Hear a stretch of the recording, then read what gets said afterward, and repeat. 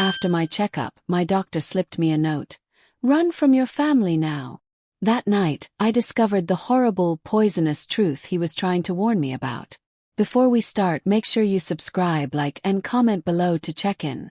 The late September sun was a benevolent artist, casting a warm, honeyed glaze over the meticulously sculpted gardens of the Sterling estate. From her armchair in the solarium, Sevana Sterling watched a groundskeeper silently prune a rosebush, his movements as precise and controlled as everything else in her life. The world saw her as a masterpiece of fortune, the wife of Marcus Sterling, a titan of private equity, the mother of 2 brilliant children, Leo and Clara, the mistress of a home in Greenwich, Connecticut, that was less a house and more a monument to dynastic wealth. At 48, she had a life curated to perfection, each day a flawless repetition of the one before. Yet, in the quiet moments when the gardeners were gone and the house settled into its cathedral-like silence, Sevana felt a hollowness, a sense that she was merely the most exquisite piece of furniture in a very expensive room. Her husband, Marcus, was a creature of charismatic ambition, his affection a performance for an ever-present audience. Leo, their son, was a younger, sharper echo of his father, already a vice president at Marcus's firm, his gaze perpetually fixed on the next acquisition. Only Clara, her daughter, a fiercely independent artist living in the city, offered a glimpse of something genuine, though even she kept a careful, loving distance. Today was the day of her annual physical, a ritual Marcus insisted upon. It was part of the Sterling brand. Health was wealth, and they were to be wanting in neither. Her longtime physician, Dr. Albright, had retired to a life of golf and Florida sunshine. His replacement was a Dr. Eris Thorne, a name Marcus had supplied with effusive praise. The best Sevana, a diagnostician of the highest caliber. The man is a legend at Yale. She drove the gloss-black Range Rover to a discreet medical complex of smoked glass and brushed steel. The clinic was the epitome of expensive wellness, smelling faintly of citrus and quiet money. The staff moved with a hushed efficiency, their smiles practiced and impersonal. Sevana filled out the digital forms, her fingers tracing the familiar lines of her medical history. A life of privileged health, punctuated only by the births of her children and a minor ski accident in Aspen a decade ago. When Dr. Thorne entered the examination room, he was not what she expected. He was younger, perhaps in his late 30s, with a lean, almost haunted intensity in his dark eyes. He carried an air of restless intelligence that seemed at odds with the serene, spa-like environment. "Mrs. Sterling," he said, his voice a low, calm baritone. "A pleasure. Marcus speaks very highly of you." "And of you, doctor." The examination was thorough, professional. He listened to her heart, his face impassive. He checked her reflexes, his touch firm and clinical. Yet, as he asked the routine questions, Sevana felt an unnerving focus in his inquiry. "Any unusual fatigue lately?" he asked, his eyes holding hers. "Nothing a good night's sleep can't fix," she replied with a practiced smile. "Life can be demanding. Dizziness. Moments of confusion. Anything you might dismiss as just an off day. Perhaps. We're all getting older, aren't we?" He didn't return the smile. He simply made a note on his tablet, his silence more unsettling than any question. The checkup concluded, the blood work was drawn by a silent nurse, and Sevana was left to dress, the strange intensity of the doctor's gaze lingering in her mind. Dr. Thorne returned a few minutes later, holding a sleek, gray folder. He stood for a moment, his posture unnaturally still, a flicker of something, hesitation, fear, crossing his features before it was suppressed. "Everything appears to be in excellent order, Mrs. Sterling," he said, his tone perfectly level. "Your vitals are strong. We'll call you if the labs show anything unexpected, but I foresee no issues." He handed her the folder containing her receipt and appointment summary. As he did, his fingers brushed against the outer pocket of her leather Hermes purse, which sat on the chair beside her. The contact was so brief, so seemingly accidental, that she barely registered it. He gave a curt nod and was gone, leaving Sevana with a faint, inexplicable sense of dread. She drove home through the golden afternoon, the unease slowly dissolving under the familiar rhythm of her life. She was being foolish. The man was just a serious doctor, a far cry from the folksy Dr. Albright. Back in the cavernous marble foyer of her home, she placed her purse on the console table. She called out for Marcus, but only the echo of her own voice answered. He and Leo were likely still at the office, carving up some other company for profit. She busied herself with trivial tasks, arranging flowers, answering a few emails from the charity board she sat on. But her mind kept returning to the clinic, to the doctor's dark, unreadable eyes. Later, while changing for the evening, she reached into her purse for her lipstick. Her fingers brushed against a small, stiffly folded piece of paper in the side pocket, a place she never used. It was a prescription slip, but it wasn't from the pharmacy. Curiosity piqued. She unfolded it in the opulent quiet of her marble-clad bathroom. The note was written in a sharp, hurried script, the ink pressed deep into the paper. It contained only 4 words. "Run from your family now." The breath hitched in her throat. She read it again, then a third time, the letters seeming to vibrate with a terrifying urgency. Her first reaction was disbelief, followed by a surge of indignant anger. A prank? A cruel joke? Or was the esteemed Dr. Thorne dangerously unhinged? The idea was ludicrous. She imagined Marcus's outrage if she were to tell him. He would have the man's license revoked before dinner. She crumpled the note, intending to throw it away, to dismiss it as the ravings of a madman. But she couldn't. Her hand trembled as she smoothed it out on the cold marble counter. The words stared up at her, an island of stark, black warning in a sea of white. It was insane. It was impossible.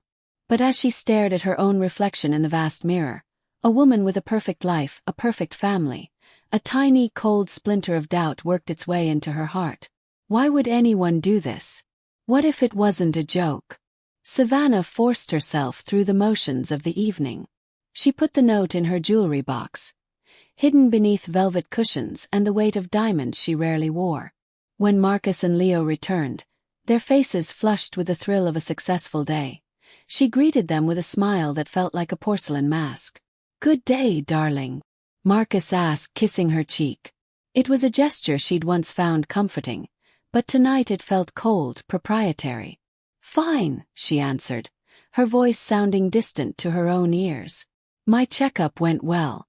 Dr. Thorne is very thorough." Marcus's eyes met Leo's for a fraction of a second, a look so fleeting Sevana would have missed it if she hadn't been watching for it.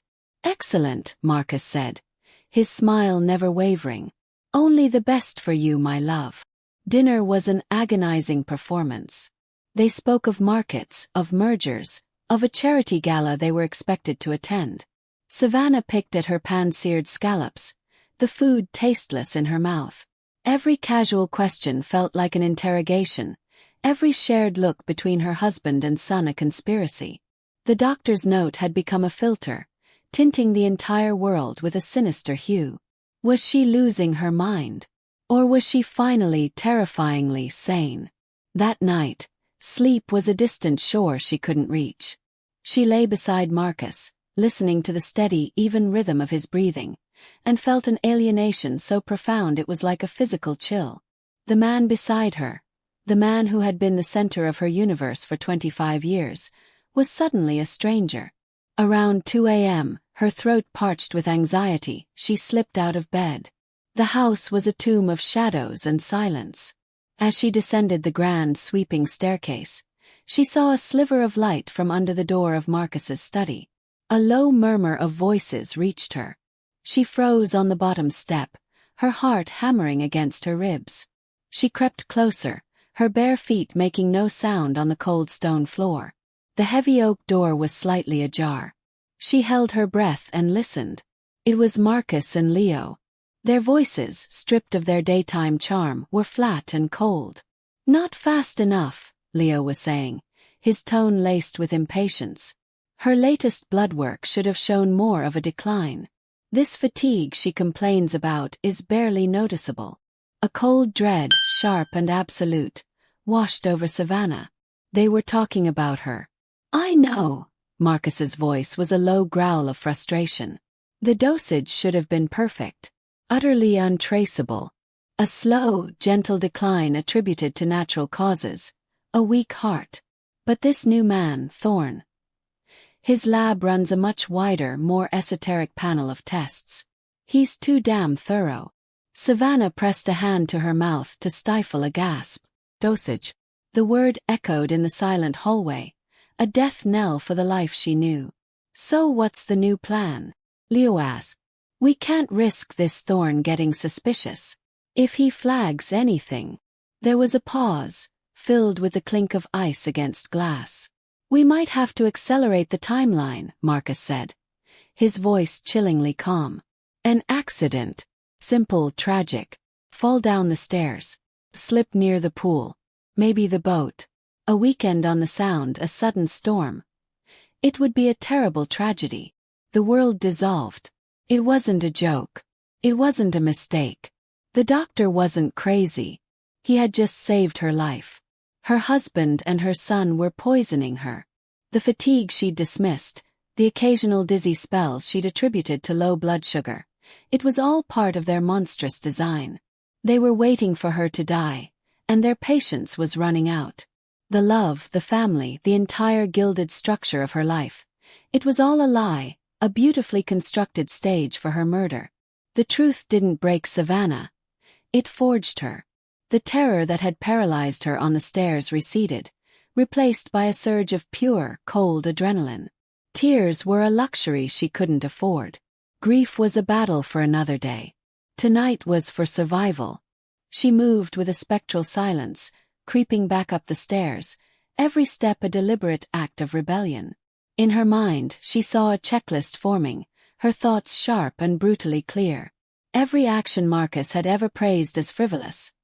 Her insistence on a personal safe, her habit of keeping a go-bag for impromptu trips, was now a tool for her salvation. She bypassed their master bedroom, heading instead to the adjoining dressing room, a vast space lined with cedar and glass. In the back, behind a row of evening gowns, was a wall safe hidden by a full-length mirror.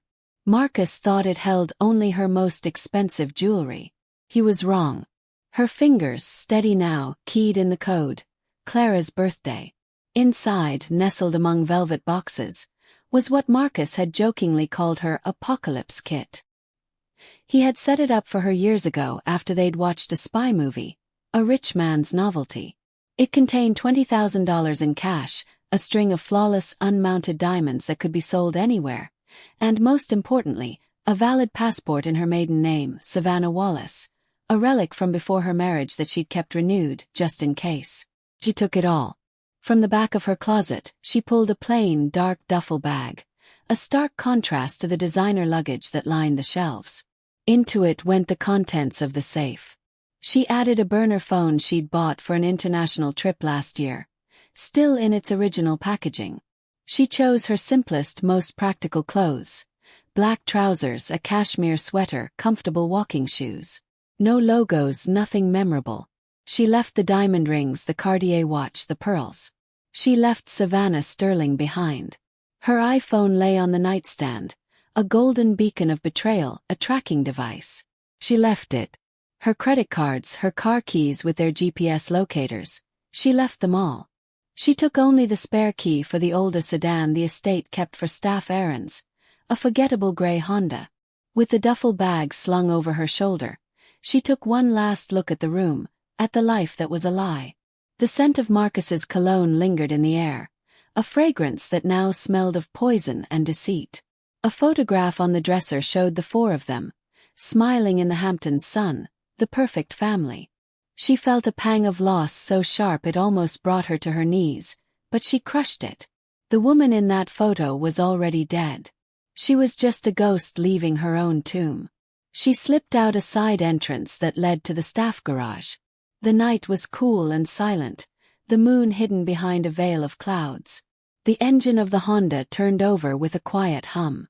She didn't look back as she pulled out of the long, winding driveway, the Sterling estate receding in her rearview mirror like a bad dream. She was driving away from her own murder, into the terrifying, unknown darkness of her future. Sevana drove for 5 hours, her direction chosen at random, heading south on I-95. The adrenaline that had sustained her began to ebb, leaving a raw, hollow ache in its place. She was a ghost, untethered from everyone and everything she had ever known. She pulled into the parking lot of a cheap, anonymous motel in a forgotten corner of Delaware, the kind of place with flickering neon and peeling paint that Sevana Sterling would never have noticed, let alone entered. It was perfect. She paid cash for a room, using the name Sarah Mills. The room smelled of stale cigarettes and disinfectant, a jarring assault on her senses after a lifetime of potpourri and fresh flowers. But it was safe. It was anonymous. Inside, she locked the deadbolt and slid the chain into place. Her hands shook as she unpacked the burner phone, her fingers fumbling with the plastic casing. She powered it on, the generic chime sounding like a gunshot in the silence. There was only one number she could call, one person in the entire world who knew a fraction of her truth. She found Dr. Thorne's business card, which she had instinctively taken from the folder at the clinic. She dialed his private line, her heart pounding with a desperate hope that he would answer. He picked up on the second ring, his voice sharp and alert, as if he had been waiting by the phone. "Thorne. Dr. Thorne," she said, her own voice a ragged whisper. It's Sevana Sterling." There was a pause, a moment of loaded silence. "Mrs. Sterling," he said, and the profound relief in his tone was unmistakable. "Are you safe?" "For now," she choked out. I heard them. "You were right. I have something for you," he said, his voice dropping lower, more urgent. "The lab reports I sent to your husband's office. They were altered, annotated. I anticipated they might be. Kept the originals. The real ones. This was it. Proof. The foundation upon which she could build her new reality." "I can't go to the police," she said, the words tumbling out. "They'd never believe me. He's too powerful. He'd paint me as unstable, hysterical." "I know," Dr. Thorne said grimly. "Which is why you need irrefutable evidence. We need to meet. Not here. Somewhere public, anonymous." They arranged to meet the next day at a bustling 24-hour truck stop diner in southern Pennsylvania, a place of transient souls and no questions asked. Sevana arrived first, choosing a booth in the back, her face hidden by a simple scarf.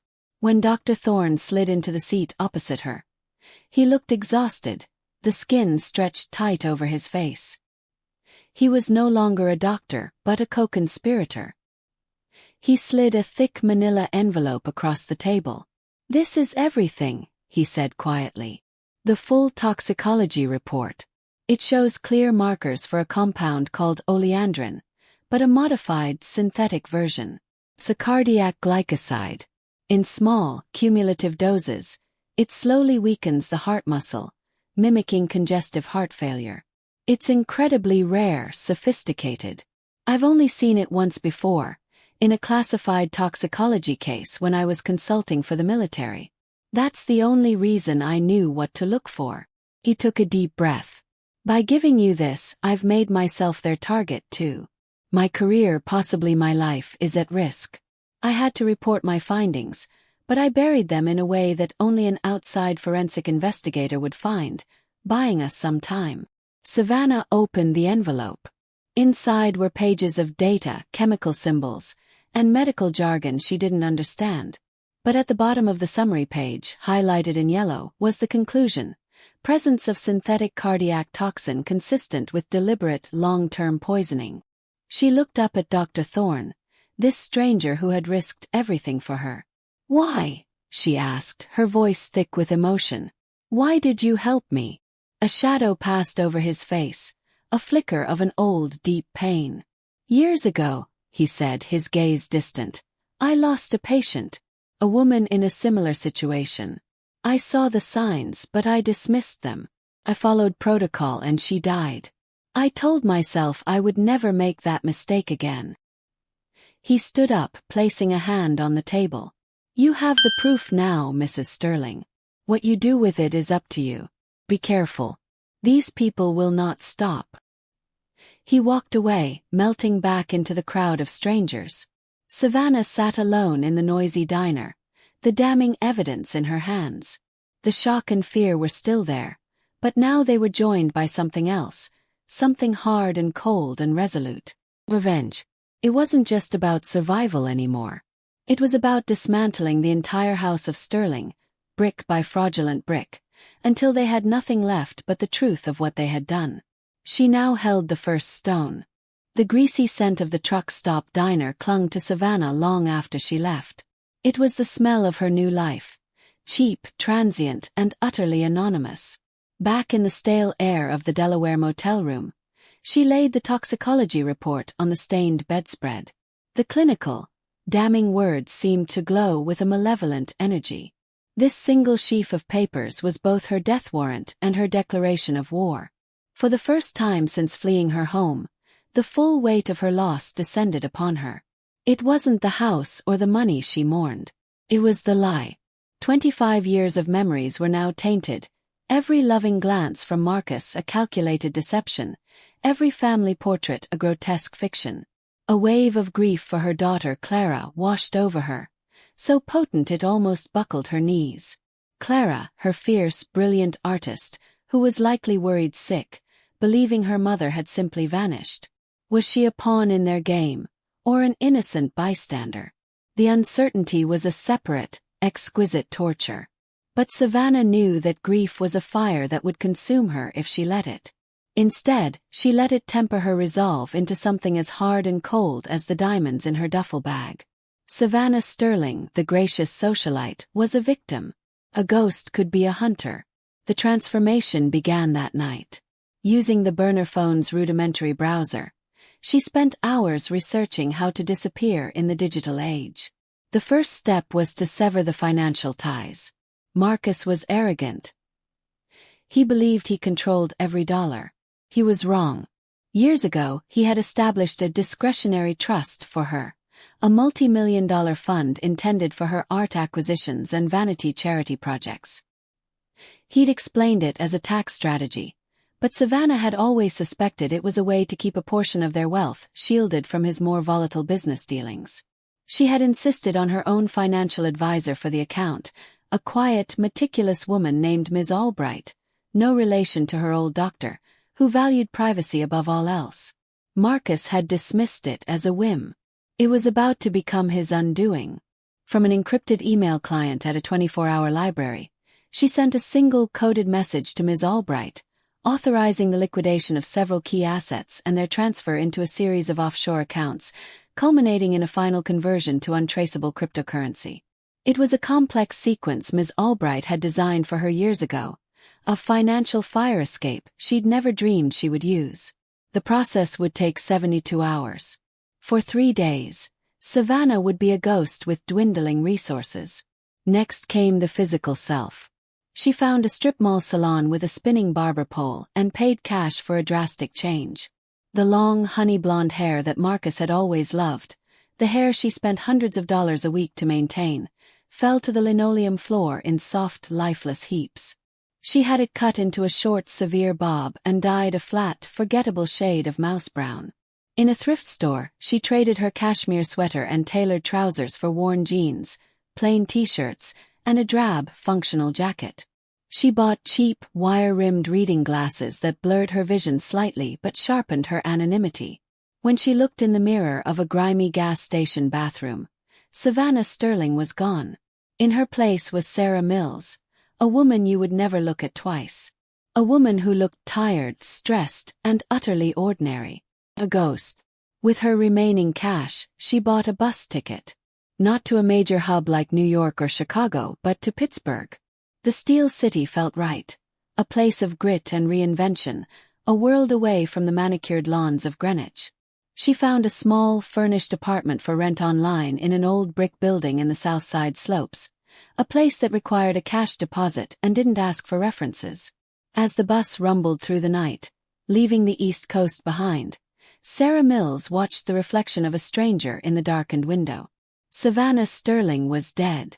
And Sarah Mills had a war to win. The Pittsburgh apartment was sparse, smelling of dust and the ghosts of previous tenants. It overlooked a tangle of rooftops and the distant skeletal frames of old steel mills. This was her command center. From here, she would orchestrate the downfall of the House of Sterling. But she knew she couldn't do it alone. The lab report was a powerful weapon, but she needed someone who knew how to wield it, someone who operated in the same shadowy world of deceit her husband inhabited. She needed a professional. Her research led her down a rabbit hole of encrypted forums and dark web directories. She wasn't looking for a common private eye who chased cheating spouses. She was looking for a specialist in high-stakes corporate and domestic espionage. After days of careful vetting, one name kept surfacing, spoken of with a mixture of fear and respect. Jax. No last name, just Jax. The specialty was listed as asset recovery and opposition research. The contact method was a multi-layered encrypted messaging system that took Sevana an entire day to navigate. Her message was brief. Seeking consultation regarding a high-net-worth domestic matter. Evidence-backed. Payment in bearer assets. The reply came 12 hours later. It was a set of coordinates for a coffee shop in the Strip District and a time. Come alone. No electronics. You have 10 minutes.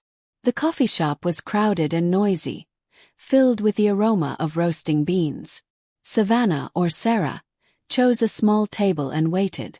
Exactly at the appointed time, a woman slid into the chair opposite her. She was younger than Sevana had expected, maybe in her early 30s, with sharp, intelligent eyes that seemed to take in everything at once. She wore a motorcycle jacket and had a series of intricate tattoos disappearing up her neck. This was Jax.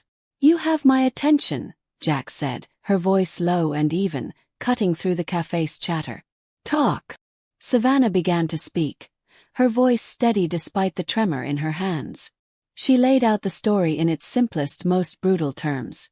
Her life, her husband, the checkup, the overheard conversation. Jax listened without expression, her gaze unwavering and skeptical. She had a practiced air of disbelief, as if she'd heard 1,000 fantastic stories and found them all wanting. A rich husband trying to kill his wife for her money is the oldest story in the book, Jax said, unimpressed. "You have proof. Or just a feeling?"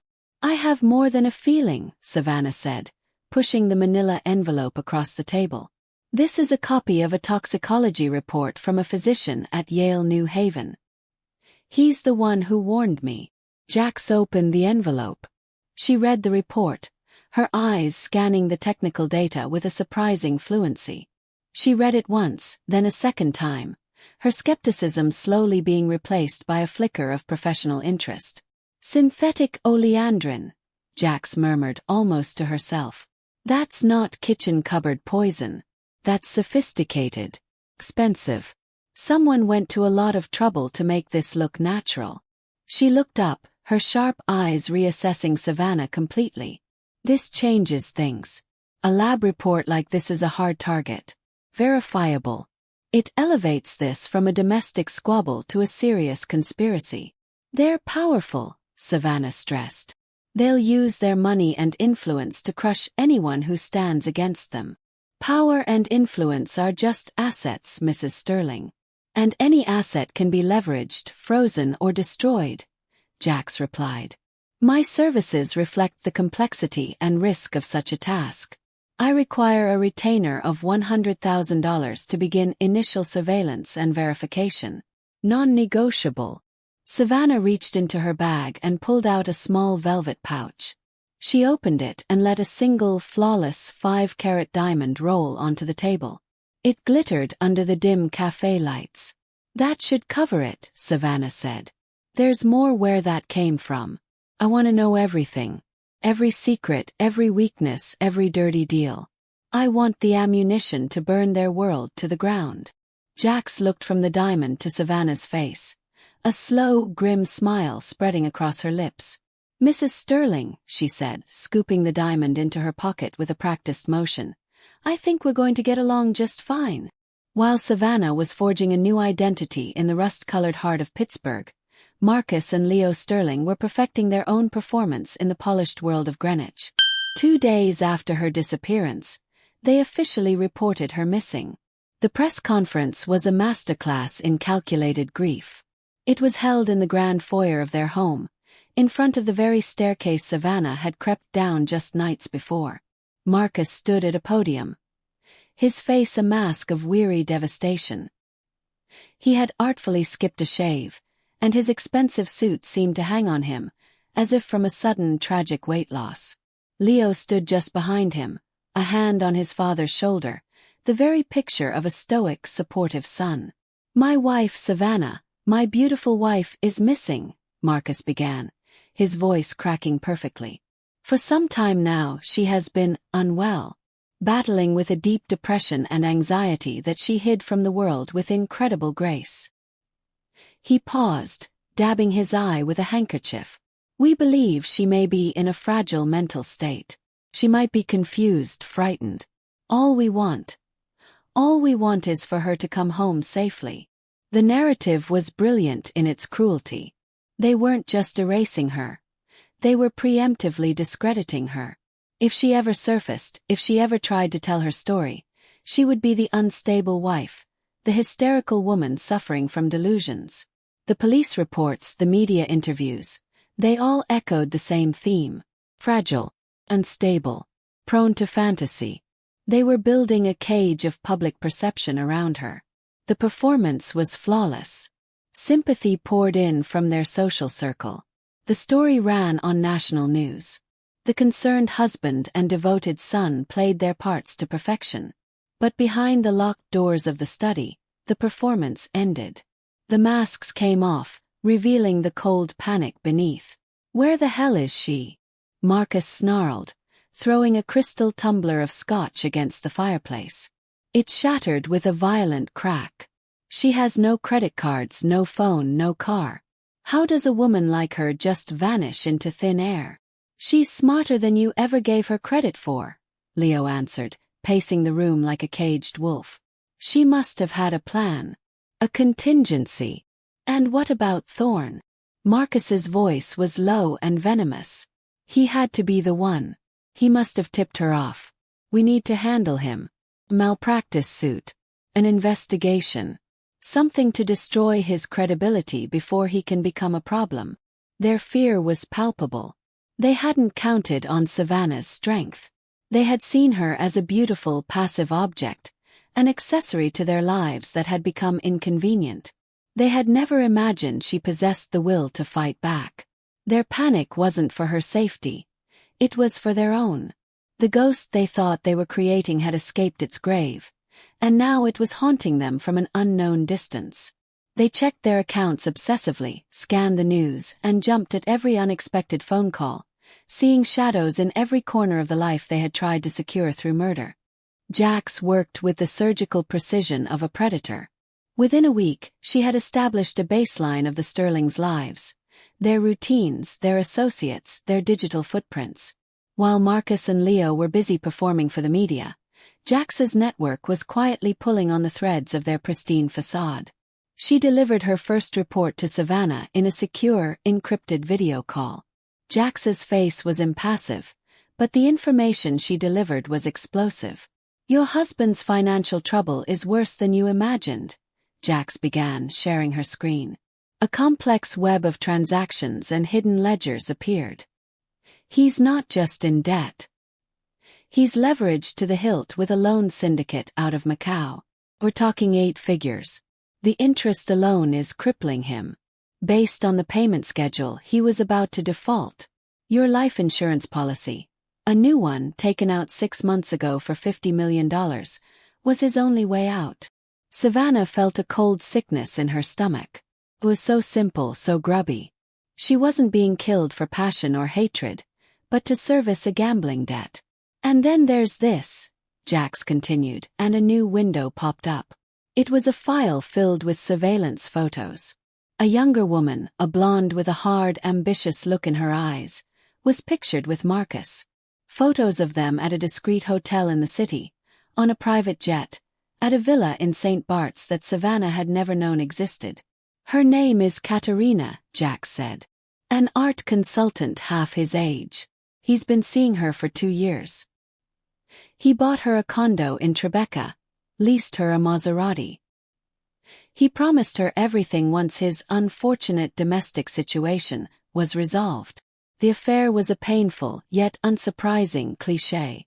But seeing the proof, the timeline, the sheer depth of the betrayal, extinguished the last lingering ember of the love Sevana had once felt. Marcus hadn't just wanted her money. He'd wanted to replace her entirely, to seamlessly slot a newer model into the life she had built. The motive is now crystal clear, Jax concluded. Debt and greed. Classic combination. They needed your money, and they needed you out of the picture to get it. This gives us our first point of attack. Sevana stared at the face of the woman who was meant to be her replacement. She felt no jealousy, only a cold, clarifying rage. Marcus hadn't just tried to kill her. He had made her entire life a fraud. Now, she would show him what it felt like to have everything you've built turn to ash. Sevana Sterling had been a silent partner in her husband's life, but she had not been an ignorant one. For decades, she had sat at dinner tables and charity galas, listening to Marcus boast about his deals. She'd absorbed the names, the companies, the intricate details of his corporate empire through osmosis. She knew where the bodies were buried because she'd listened to him brag about digging the graves. His company, Sterling Capital Partners, Sevana said to Jax over their next secure call. It's his entire identity. It's the source of his power. That's where we hit him first. She recalled a specific deal Marcus had been particularly proud of 2 years ago, the acquisition of a mid-sized clean energy company. He'd boasted about how he'd used a creative slush fund to pay off a rival bidder at the last minute, hiding the transaction through a series of offshore shell corporations. He'd called it aggressive business. Sevana now knew to call it by its real name: embezzlement and wire fraud. I know the name of the shell company he used, Sevana told Jax.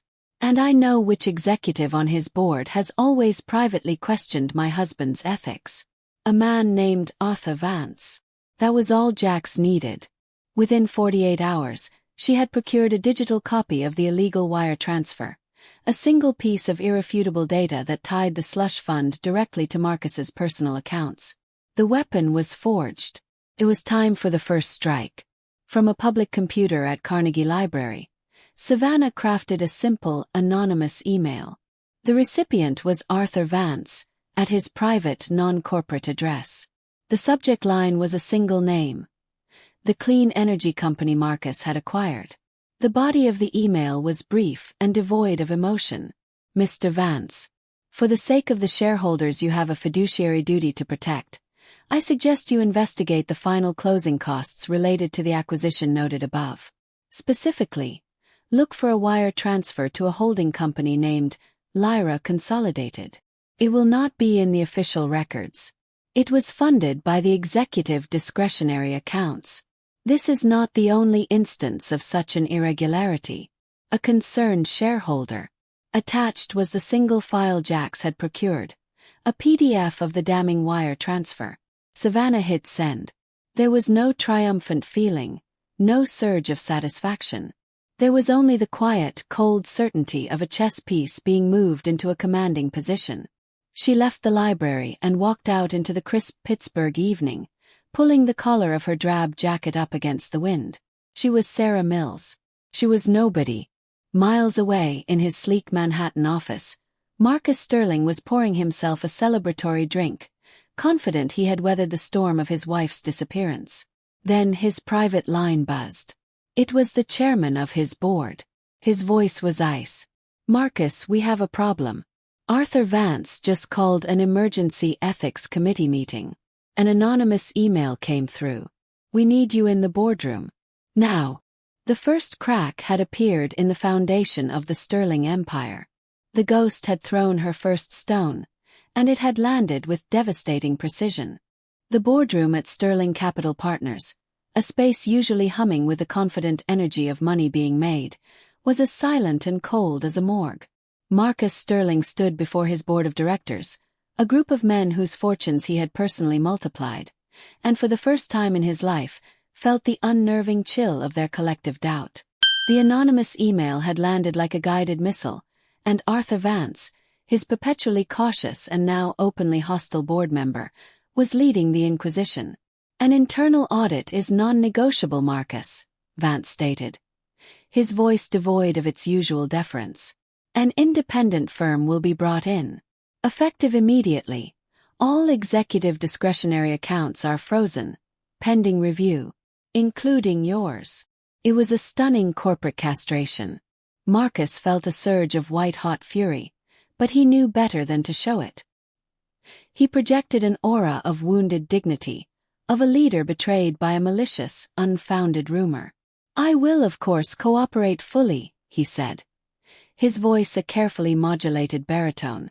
"I have nothing to hide. This is clearly a contemptible effort by a competitor to destabilize us." But as he walked out of that room, a cold sweat trickled down his back. The timing was catastrophic. The audit would paralyze his ability to move money, to service the syndicate loan. The walls were closing in. He didn't know the half of it. From her Spartan apartment in Pittsburgh, Sevana was launching the second wave of her assault. She worked with the focus of a military strategist, her intimate knowledge of Marcus's business her greatest weapon. She knew he was in the final stages of a hostile takeover of a promising German biotech firm, a deal that would be his crowning achievement.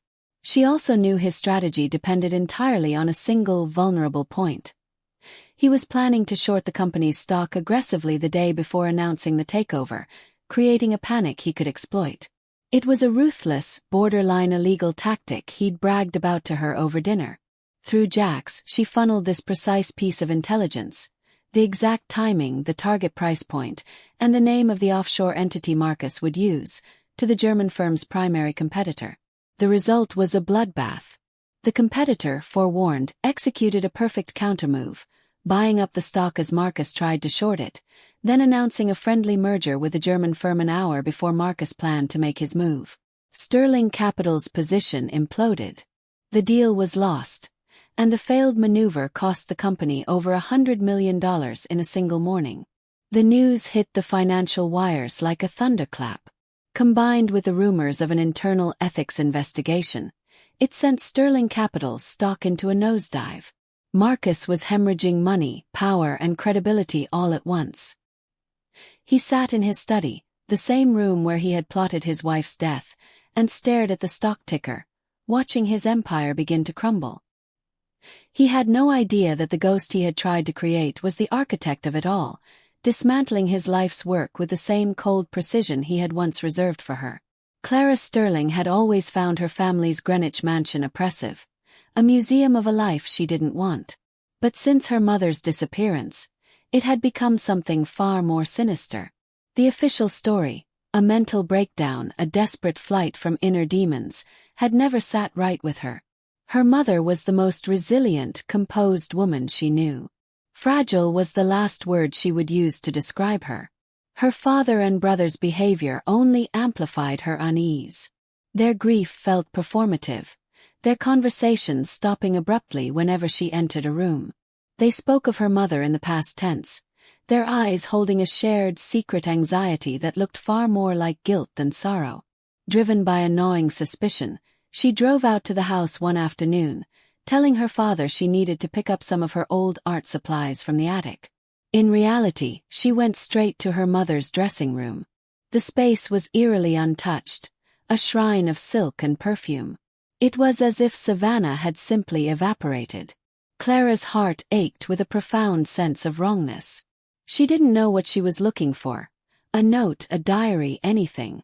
She ran her hands over the familiar objects, the silver-backed hairbrush, the velvet jewelry boxes. Then she saw it. In the small mother-of-pearl wastebasket by the vanity, tucked beneath a single tissue, was a plastic pharmacy bottle. Her brow furrowed. The label was for a prescription filled just 3 weeks before her mother vanished. The name on it was Sevana Sterling. But the prescribing physician was not Dr. Albright or even the new Dr. Thorne. It was a name she had never heard of, from a clinic she didn't recognize. The medication was digoxin. Back in her car, Clara pulled out her phone, her fingers trembling as she typed the drug's name into a search engine. The results made the blood drain from her face. Digoxin was a cardiac medication, used to treat heart failure and irregular heartbeats. Her mother had a heart as strong as a marathon runner's.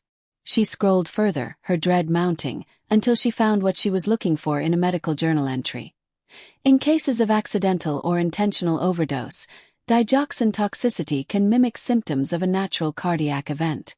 Its presence can be difficult to detect in standard post-mortem examinations without a specific toxicological request. The world tilted on its axis. Intentional overdose.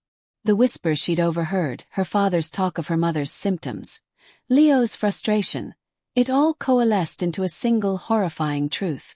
They weren't worried about her mother. They were disappointed she hadn't died on schedule. The perfect, loving family she had chafed against was a lie. It was a den of murderers. And the woman they were trying to kill was her mother. While Clara was unearthing the truth, Sevana was preparing to obliterate her family's reputation. Marcus's power was built on two pillars: wealth and a carefully cultivated image of unimpeachable integrity. Sevana had just cracked the first pillar. Now she would shatter the second. "His public image is an asset," Sevana told Jax, her voice cold as steel. "And we are going to liquidate it." Jax identified the perfect weapon, a gossip blog called East Coast Confidential, run by a notoriously ruthless woman known only as Gigi. Gigi's blog was the social bible and executioner's block for the Eastern Seaboard's elite. A mention in her column could make a reputation. A feature could destroy one. The package Jax assembled for Gigi was a work of art. It included the high-resolution surveillance photos of Marcus and his mistress, Katerina, looking intimate at the St. Bart's villa. But Sevana added the details that would make it sing with undeniable authenticity. She provided a list of specific lavish gifts Marcus had purchased for Katerina: a Patek Philippe watch with a unique inscription, a rare vintage of wine he'd once bought for Savannah's anniversary, the exact dates he'd used the company jet for their trysts, claiming he was on business in London. These were the intimate, humiliating details only a wife would know. The story dropped on a Tuesday morning, and it was a thermonuclear explosion in their social world. Gigi's headline was savage: "Sterling's plunging stock. Does Marcus have a mistress to match his mortgage-sized debt? The devastated husband cries all the way to St. Bart's." The article was brutal, juxtaposing Marcus's tearful press conference with crystal-clear photos of him laughing with a bikini-clad Katerina. It detailed the expensive gifts, the secret trips, the timeline that proved the affair had been going on for years. It portrayed him not as a grieving husband, but as a lecherous, lying hypocrite. The fallout was immediate and catastrophic. The boards of the charities he sat on requested his immediate resignation. The country club began whisper-filled discussions about revoking his membership. The phones at the Sterling mansion, which had been ringing with condolences, went silent. Or worse, they rang with calls from former friends, their voices dripping with pity and scorn. Marcus Sterling, the titan of industry and devoted family man, had become a public punchline, a pariah in the very world he had fought so hard to conquer. He was trapped in a prison of public shame, and the ghost of his wife was the jailer. Clara sat in her cramped city apartment, the world outside muted and gray. The pharmacy bottle and the toxicology report Sevana had sent her were laid out on her coffee table, irrefutable proof of a nightmare. The grief and rage warred within her, leaving her hollowed out and shaking. Her father, her brother, they were monsters hiding in plain sight. She had to reach her mother. But how? Calling the house was impossible. Then a memory from her childhood surfaced, a game she and Sevana used to play. They would leave secret messages for each other in her mother's favorite book in the vast, intimidating library of the Greenwich House. The next day, she returned to the mansion, her heart a cold stone in her chest. She walked past Leo, who was on the phone, his voice a low, angry snarl, and went straight to the library. The book was a leather-bound first edition of The Count of Monte Cristo. Her mother had always said it was a story about how long, patient revenge was the most satisfying. Her fingers trembled as she pulled it from the shelf. Tucked inside the back cover, exactly where they used to leave their notes, was a small, folded slip of paper. On it, in her mother's familiar, elegant script, was a 10-digit number. She retreated to the privacy of the estate's gardens, the same gardens her mother had watched from the solarium. With a deep, shuddering breath, she dialed the number. It rang twice before a voice answered, a voice she almost didn't recognize. It was her mother, but stripped of all its warmth, cautious and hard. "Hello, Mom," Clara whispered, tears immediately springing to her eyes. "It's me. It's Clara." A sharp intake of breath on the other end. "Clara, are you safe? Are you alone?" "Yes," she choked out. "Mom, I know. Found the pills. I saw the report you sent. Oh God, Mom.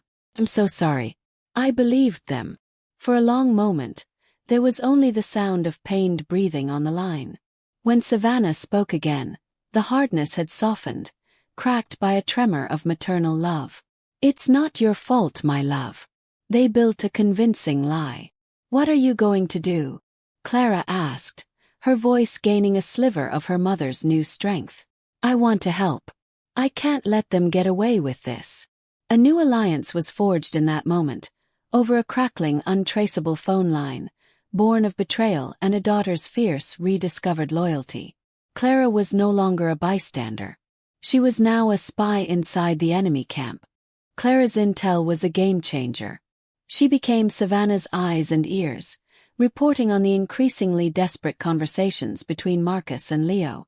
She overheard them discussing plans to move assets to unsanctioned accounts in the Cayman Islands. She heard them talking about silencing loose ends, their paranoia now focused squarely on Dr. Thorne. They were making mistakes, getting sloppy. "They're planning to liquidate the art collection and the real estate in Aspen," Clara reported in a hushed late-night call. "They're trying to build a war chest before the audit locks them out completely." This was the opening Sevana had been waiting for. It was time to move from covert sabotage to an overt legal assault. On Jax's recommendation, Sevana, as the anonymous Sarah Mills, hired a lawyer. Her name was Eleanor Vance, a cousin of Arthur Vance from the board, a fact that added a satisfying layer of irony. A notoriously brilliant and ruthless prosecutor who had made a career out of eviscerating powerful, corrupt men. Eleanor, a sharp woman with an appetite for impossible cases, listened to the story and examined the toxicology report. She saw the truth and, more importantly, the path to victory. They didn't go to the criminal authorities. Not yet. That would be the final, killing blow. First, they would cut off the supply lines.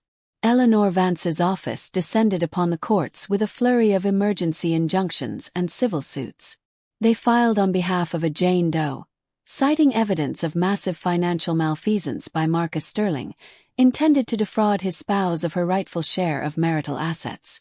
They attached the leaked documents from the corporate whistleblower, proof of the affair and lavish spending, and a heavily redacted summary of the medical evidence to suggest a clear and present danger to Jane Doe's well-being. A sympathetic judge, already reading about Marcus's scandals in the papers, granted the emergency order. In a single, devastating legal maneuver, every known Sterling asset was frozen. Their bank accounts, their trading portfolios, their real estate holdings, the company credit cards, everything. The news reached Marcus via a frantic call from his bank. He was in the middle of a meeting, trying to stop the bleeding at his company, when he found out he couldn't access a single dollar of his own money. He and Leo were trapped. Their wealth was a vast, glittering ocean on the other side of a glass wall they could no longer break through. The siege was complete. Financially ruined, socially exiled, and legally cornered, the rats were now trapped in their golden cage, and they were about to get very, very desperate. The legal freeze was a garrote, tightening with excruciating slowness. For Marcus and Leo Sterling, life became a waking nightmare of bounced checks and declined credit cards. The vast, opulent mansion felt less like a home and more like a gilded prison. Staff had to be let go, services were cut, and the pristine gardens began to show the first signs of neglect. Their world, once limitless, had shrunk to the size of their mounting legal bills and dwindling cash reserves. Paranoia, a constant low-grade hum, now became a shrieking siren in their minds. Every silent phone line, every rustle of leaves outside the study window, felt like a harbinger of their doom. They were being hunted, but their enemy was a ghost, an invisible force that had systematically dismantled their lives with terrifying precision. "It's Thorn," Marcus snarled one night, his voice a ragged whisper in the cavernous, darkened living room. He was unshaven, his bespoke suit rumpled. The mask of the confident Titan was gone, replaced by the feral, haunted look of a cornered animal. "It has to be him. He's the one who planted this poison in her mind. He's the one pulling the strings." It was a delusion born of arrogance. They couldn't conceive that Sevana, their quiet, pliable Sevana, was capable of such intricate destruction. It had to be an outside force, a malevolent puppet master. Dr. Eris Thorn, the man who had found their secret, became the sole focus of their impotent rage. "He's the only loose end," Leo agreed. His own youthful composure shattered, replaced by a twitchy, nervous energy. "If we silence him, the medical evidence becomes questionable. The source of her delusions is gone. We can paint a new narrative, a disturbed doctor with a vendetta, manipulating a vulnerable woman." Their desperation curdled into a new, venomous plan. It was no longer about damage control. It was about survival no matter the cost. They spoke in low, urgent tones, believing they were alone. But they were not. Upstairs, in the shadows of the hallway, Clara stood with her phone pressed to her ear, relaying every single word to the ghost who was about to bring down the house. "They're going after the doctor," Clara whispered, her voice trembling but resolute. "They're talking about an accident, a break-in at his clinic that goes wrong. They're planning to kill him, Mom. Tonight." On the other end of the line, in a quiet Pittsburgh apartment, Sevana listened. The final piece of the puzzle had just clicked into place. They had just given her the means to end it all. "Stay calm, Clara," Sevana said, her voice a chillingly steady counterpoint to her daughter's fear. "Don't let them know you heard anything. They've just set their own trap. Now we're going to spring it." The next few hours moved with the dizzying speed of a collapsing building. Sevana, Jax, and Eleanor Vance worked in perfect concert, a formidable triumvirate of vengeance. Jax, using her contacts, confirmed that Marcus had reached out to a low-level enforcer, a man previously used for corporate intimidation. Eleanor Vance, armed with Clara's testimony and the direct threat to Dr. Thorne's life, finally went to the authorities. She didn't approach the Greenwich police, who were too deep in Marcus's sphere of influence. She went straight to the state prosecutor's office. Presented with the toxicology report, the evidence of financial crimes, and now a credible imminent murder plot, the prosecutor's office moved swiftly. The ghost was about to become very, very real. The trap was elegantly simple. They needed Marcus and Leo to confess, to lay out their entire conspiracy in their own words. Sevana was the only bait that would work. Using a new burner phone, Sevana sent a text message directly to Marcus's cell. "I know you have nothing left. I know you're planning something desperate. I will agree to meet. We can discuss a settlement. A way for you to walk away with something and for me to be free. Loan. The old boathouse at the marina. Midnight." It was a masterful lure, playing directly to his ego. He would see it as his one chance to regain control, to confront the woman who had ruined him, and perhaps to finish the job he had started. As midnight approached, the air at the deserted marina was thick with salt and tension. The boathouse, a place of happy summer memories for Sevana, was now a stage for the final act of her tragedy. State police officers, clad in black, were hidden in the surrounding shadows. Jax was positioned in a sniper's nest on a nearby roof, a high-powered microphone aimed at the boathouse door. Dr. Thorne was safe, tucked away in a police safe house. Sevana stood inside, a single lamp casting long, distorted shadows on the walls. She was wearing a simple black dress, a stark contrast to the drab disguise of Sarah Mills. Hidden beneath the fabric was a wire, her heart beating a steady, determined rhythm against it. This was not a negotiation. It was an execution. The door creaked open. Marcus and Leo stepped inside, their faces pale and drawn in the dim light. They looked at her, and for a moment, they seemed genuinely stunned to see her standing there, alive and whole. "Sevana," Marcus breathed, a mixture of disbelief and venom in his voice. "You've caused us a great deal of trouble." "Not nearly as much as you caused me," she replied, her voice ringing with a clarity and strength they had never heard before. "Poison, Marcus. A fall down the stairs. Was that really the best you could come up with?" The directness of the accusation struck them like a physical blow. The pretense shattered. "You left us no choice." Leo spat, his voice cracking with a youthful, petulant rage. "You were a liability. The money was ours, our legacy. You were just in the way.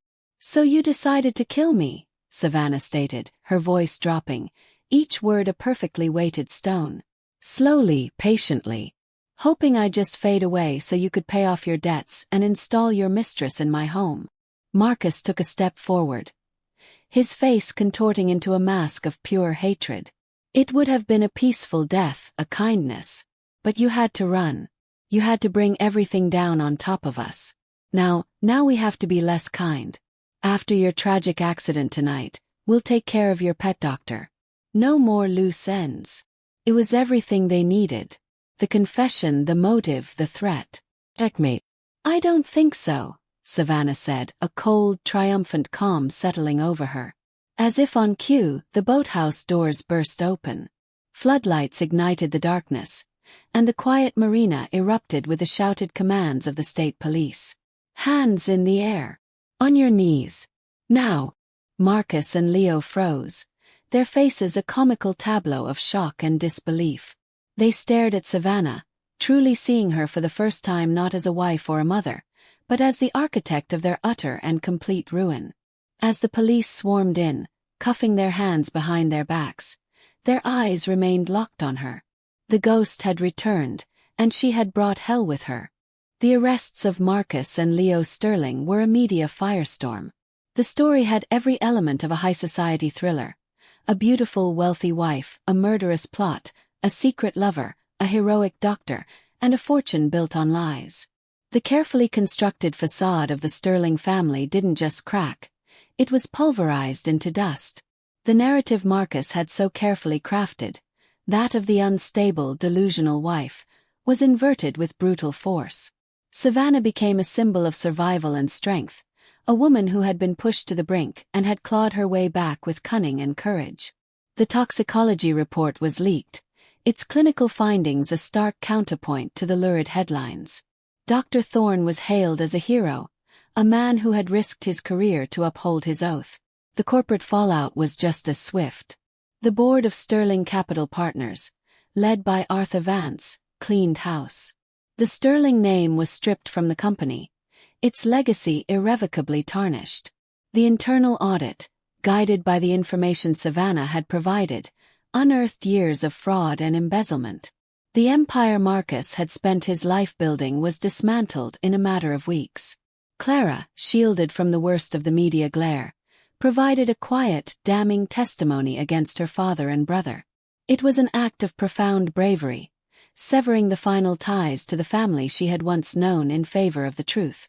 The trial was a formality. Faced with their own recorded confessions, overwhelming financial evidence, and the testimony of a dozen witnesses, Marcus and Leo Sterling were found guilty on all counts: attempted murder, conspiracy, and multiple counts of financial fraud. The judge, calling their actions a chilling portrait of greed and moral decay, sentenced them to life in prison without the possibility of parole. The Sterling name was no longer a symbol of power, but a synonym for disgrace. Chapter 19, The Final Word. 6 months later, long after the cameras had gone and the headlines had faded, Sevana drove to the maximum security prison where Marcus was being held. She had wrestled with the decision, but she knew she needed to do it for herself. She needed a final, quiet word to close this chapter of her life forever. The man she faced through the thick, reinforced glass was not the titan she had married. Prison had stripped him of his power, his charisma, his bespoke suits. He was smaller, grayer, his eyes holding a dull, defeated resentment. He picked up the receiver. "Have you come to gloat?" he rasped. Sevana picked up her own. Her voice was calm, devoid of the hatred and anger that had fueled her for so long. All that was left was a vast, cold emptiness where her love for him used to be. "No, Marcus," she said simply. "I've come to say goodbye." "You destroyed me," he hissed. "You destroyed everything." "No," she corrected him gently. "You destroyed yourself. You built a beautiful house, a family, a legacy. And you thought you could burn me down to keep it warm. You made a mistake. You thought I was just another one of your acquisitions. You forgot that I was the foundation." She looked at him, at the man who was now just a number in a system, a ghost of his former self. She felt no pity, no satisfaction. She felt nothing at all. He held no more power over her. "You took my life from me," she said, her voice even and clear. "So I took yours. We're even now." She placed the receiver back in its cradle without waiting for a reply. She stood up and walked out of the prison visitation room, not looking back. She stepped out into the bright, clean sunlight, leaving the ghost of Marcus Sterling and the wreckage of their life behind her in the darkness. 1 year later, the name on the mailbox of a sun-drenched cottage overlooking the Pacific Ocean in Carmel by the Sea read, S. Wallace. Sevana Wallace had sold everything. The Greenwich Mansion, the Aspen Ski Lodge, the art, the jewelry. Every last vestige of her former life was liquidated. After settling her legal fees and establishing a generous trust for Dr. Thorne's new pro bono diagnostic clinic, she donated the lion's share of the remaining fortune to a national network of shelters for victims of domestic abuse. Her life was quieter now, and infinitely more real. She spent her mornings walking on the beach, the cold Pacific spray a welcome baptism. She had started painting again, a passion she had abandoned decades ago, filling canvases with bold, vibrant colors that felt like a true expression of her soul. She was no longer Sarah Mills, the ghost, nor was she Sevana Sterling, the victim. She was simply Sevana, a woman remade in fire. Clara visited often. Their relationship was a delicate, healing thing. They didn't talk much about the past, but it was there, an unspoken understanding of the trauma they had shared and survived. They spoke of the future, of Clara's art shows in San Francisco, of the garden Sevana was planning to plant. They were rebuilding, piece by piece, a bond forged not in lies, but in a terrible, liberating truth. One afternoon, as they sat on the porch watching the sunset paint the sky in hues of orange and purple, Clara looked at her mother. The haunted look was gone from her eyes, replaced by a serene, hard-won peace. "Are you happy, Mom?" Clara asked softly. Sevana looked out at the endless horizon of the ocean, a true smile gracing her lips. She had survived the whispers in the dark, the poison in her veins, the utter destruction of her world. She had walked through the fire and emerged not scorched, but forged. "I'm free," Sevana said. And it was more than enough. And that's how Sevana not only survived but took back everything. Now I have to ask, if you were in her shoes, would you have sought revenge, or would you have just disappeared and started a new life? Let me know in the comments below.